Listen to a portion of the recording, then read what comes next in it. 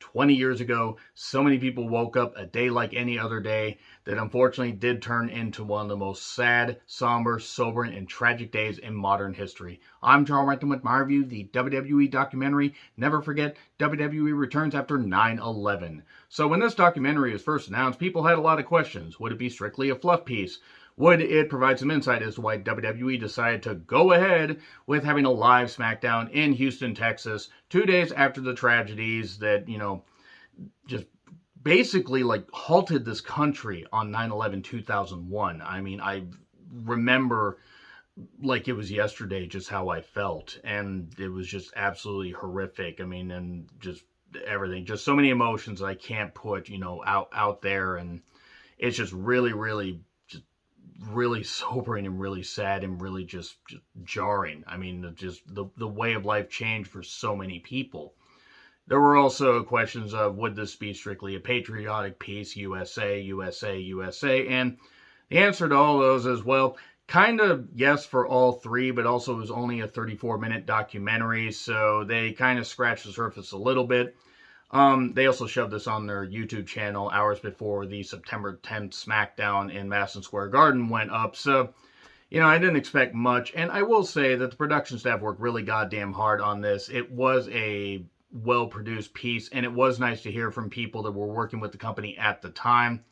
If you want to hear my full thoughts on the September 13th, 2001 edition of SmackDown, I did a retro review of it, and you can go on the old school wrestling reviews and documentary reviews playlist. And I have some very choice words for what Stephanie McMahon said, words that were just so goddamn selfish and goddamn bitchy, and that goddamn trash heap that thought that she could compare the steroid trial to what millions of affected Americans were going through. So many dead Americans and so much other stuff and everything compared to a steroid trial, but that wasn't referenced here. I'm not surprised because they want to try to brush that under, sweep that under the rug like, oh, let's just put this under there, pal.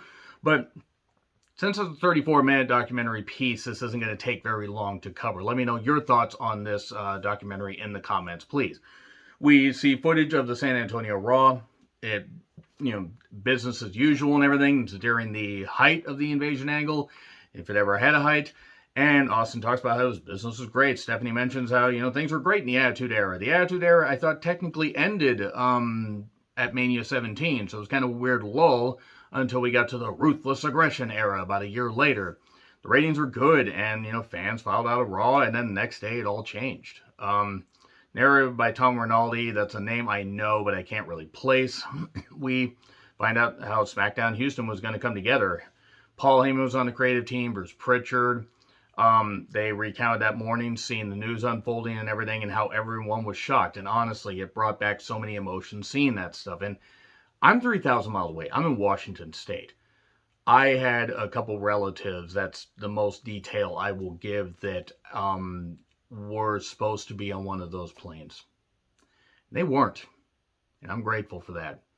But I was really horrified because back in 2001, yes, there were cell phones and stuff like that, but it was really hard to communicate with people because so many communications were down in the area. And Vince was like, you knew that life was changing.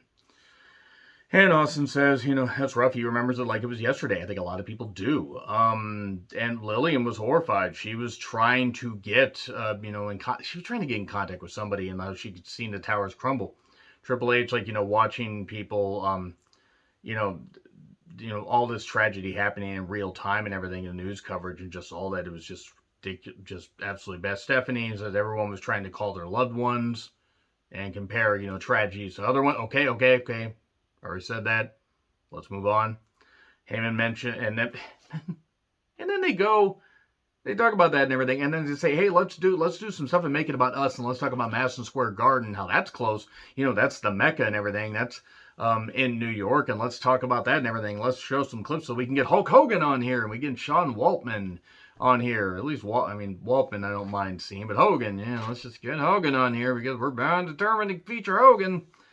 And then Heyman talks about how devastating it was to New Yorkers, everyone else. But, as a native New Yorker, he obviously was very affected. Bruce told the town, if you're uncomfortable, that's understandable, but we're going to stay. And And then Devon was talking, Devon and Edge were talking. They were talking about how they were going to go get something to eat. They were all in a group, that there were no cars, there were no planes in the air. That much I do remember when I went to work. At the time I worked at a movie theater in town, about a few miles from my house. I do remember driving, and it was one of the easiest drives, and it was definitely like post-apocalyptic, like Edge said.